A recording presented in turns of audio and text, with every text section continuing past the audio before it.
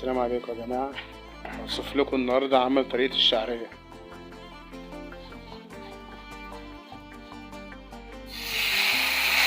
ندلق كوب ماء، بعد كده نقلب.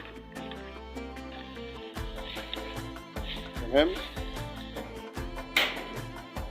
بعد كده هنغلي اللبن لوحده في كنكة.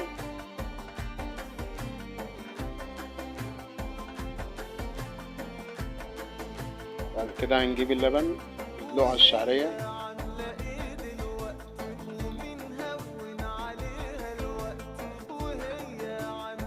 بعد كده هنقلب الشعرية.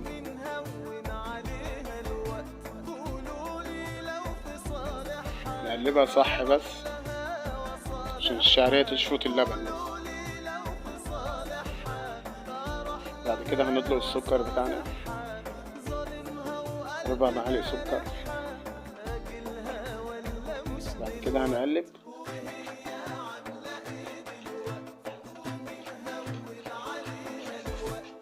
نقلب بعناية. تمام. اهي الشعرية. تمام كده. كده تبقى الشعرية جاهزة على السفرة. بالهنا والشفا على قلبكم يا رب. لو عجبكم الفيديو ياريت تشتركوا في القناة وتفعلوا الجرس. شكرا. السلام عليكم. انتظروني في فيديو.